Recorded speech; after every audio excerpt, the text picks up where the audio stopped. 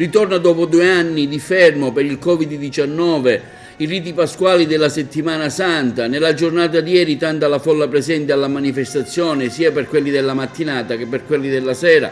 Allorquando Gesù, partito dal Sagrato dell'Addolorata con dietro il simulacro della Madonna Addolorata, ha girato le vie principali della città, dalla via Duomo, piazza Vittorio Emanuele, fino alla via Atenea e piazza Pirandello, dove la classica canzone del Venerdì Santo, Asi, versate lacrime, è stata eseguita da un avanti a una folla presente.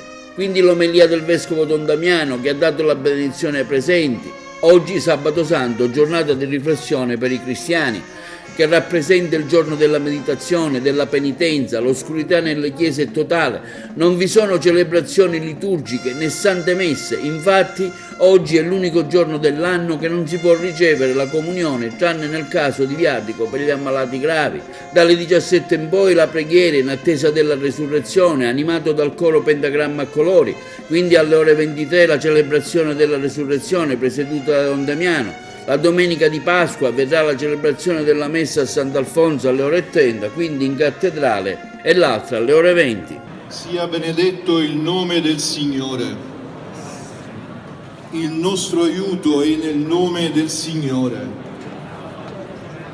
Vi benedica Dio Onnipotente, Padre, Figlio e Spirito Santo.